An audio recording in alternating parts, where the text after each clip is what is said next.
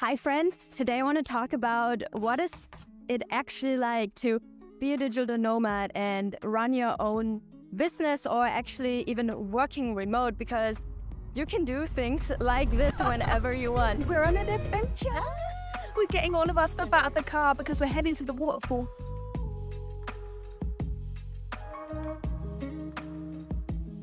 And that is why I'm right here right now talking about how you can start living the digital nomad life. And honestly, when I first went digital, I personally started out working on my first business. For most people, though, it looks like actually getting a remote job for someone in a service-based business. And that's what I personally did wrong, because I started a jewelry brand where I had to run every single department, from sales to marketing to Facebook ads to fulfillment to setting up my own warehouse. And that was super difficult for someone who had literally no idea about digital marketing. So I was a little bit broke being a digital nomad until I made it work after literally 2 years of me trying, which that is why I want to talk about this, because for you, you don't have to start the hard way. Okay, let's stop right here. I gotta explain this a little bit further so you can understand what I mean with this. So there's 3 stages when you are first starting out in business. There is the 1 9-to-5 job, then we have 2 freelancer, and then 3 business owner. And that is the natural evolution of someone starting out in business. So you start out in a 9-to-5 job and you work yourself up here. Now, the problem is that most people, including me, we try to go from 9 to 5 directly to business owner, which, why is that a bad idea? Well, because as a business owner, you have to be good at all of these skills, and the list goes on, okay? And not only good, you have to be really damn good at all of those skills.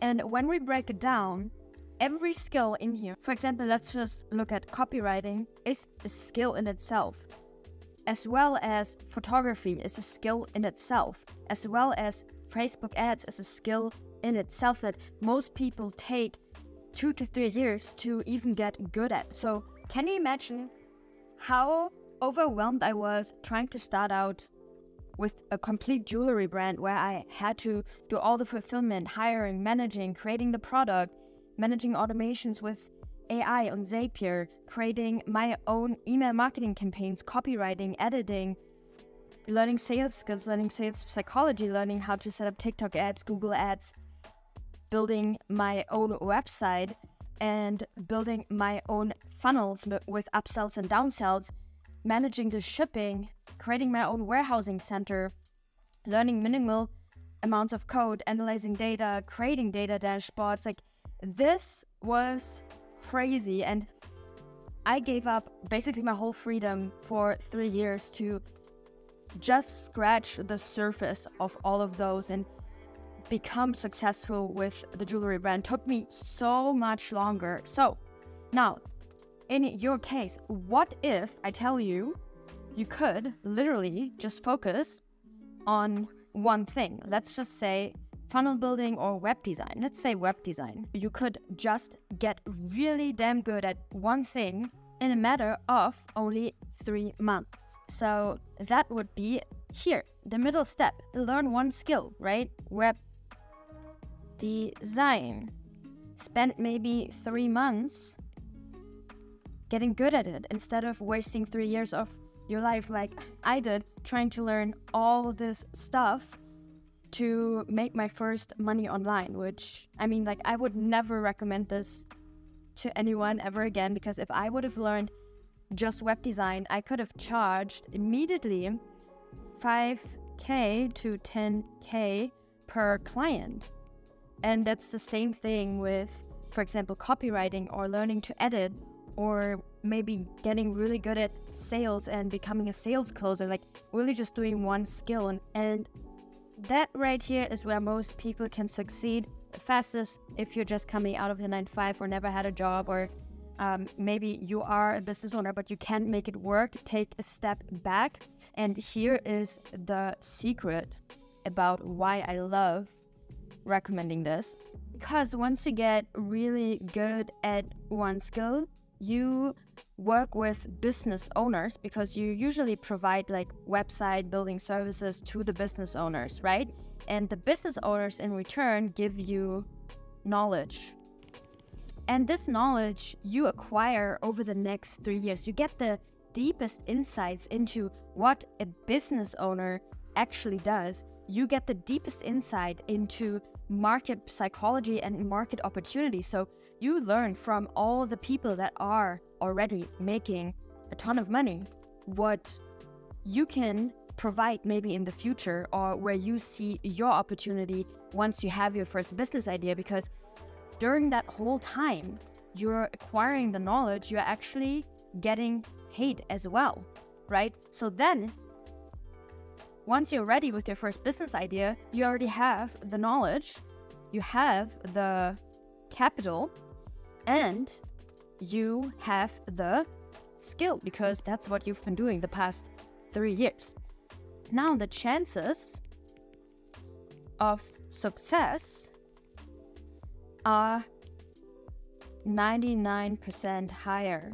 And maybe you can learn from my mistakes, where now if I would restart my digital nomad life, I would first learn a skill that I can do from anywhere in the world. For example, what we teach our clients, it's web design and building people dope-ass funnels for their brands. So you focus on getting good at one skill first, and you offer that as a service. Once you get to your first 1, 2, 3 clients, you want to get consistency in to obviously know that you can survive somewhere in a foreign country such as Bali or Mexico, or wherever you really wish to go. Now, how do you even get these first clients? My advice would be to literally go on Upwork and offer your services there, apply to jobs there. There's a ton of people looking for copywriters, virtual assistant, web designers, funnel designers, and everything relating to literally online work. So this is where I would start. You can also, let's say you don't have a skill yet and you really just want to go and travel and work from your laptop, go to a waterfall whenever you want. You can also go and just apply to lower level jobs such as organizing someone's business appointments, or literally virtual assistant. You probably don't make as much. I would calculate something between $2,500 to $4,000 if you're abroad, but that is enough to live in a place like Bali where everything is so much cheaper. So this is how you can start out. And once you have that job that you wanted, you obviously have to book your flight tickets, which you can literally just do online anywhere. And you want to maybe join a few communities. So when it comes to, let's say you want to move to Bali, there's a ton of Facebook groups about housing in Bali, digital nomad communities. So you want to join these groups, and I'll blend them in right here, and make some connections, feel out how the housing market works here. But I can tell you from my own experience, the best way to move to Bali is to book an Airbnb for 2 weeks, get to know some people, because trust me, you'll meet so many like-minded people here. When you're maybe in your hometown, you're like, nobody's really doing what I want to do. Nobody's on the same wavelength. Over here, trust me, everyone wants to be online. Everyone has the same mindset. And I met so many of my best friends, and actually they're with me right now. Jasmine right here, getting content. She's also working online. And Leash right there, getting content. She is also working online as a full-time travel influencer. And this is the beauty of it, okay, guys? And I want you to know, all of these girls started from nothing. So it was literally just taking the leap to leave your hometown and maybe saving up some money and just testing it out. Because what I see people fail with the most is actually just being extremely scared to go to a new country. And you don't have to make the decision to move immediately. You can go for a vacation, check things out, and then plan accordingly. For example, Elena, who is in our community and learned funnel design, she came to Bali for a few weeks, then decided to extend and then focused on like getting more clients in. And actually, because she's in Bali, there's so many business owners that actually needed her services. So she actually made more money being in Bali than she would be making in her hometown. Now she is in, I think, Morocco, and she's coming back to Bali soon. So that is the beauty of it. I want you to know you can do anything you put your mind to, and all you gotta do is plan out the right steps. And if you want, you can watch this video right here on how to start your first solo agency. No team, no nothing, just you making upwards to 30K a month.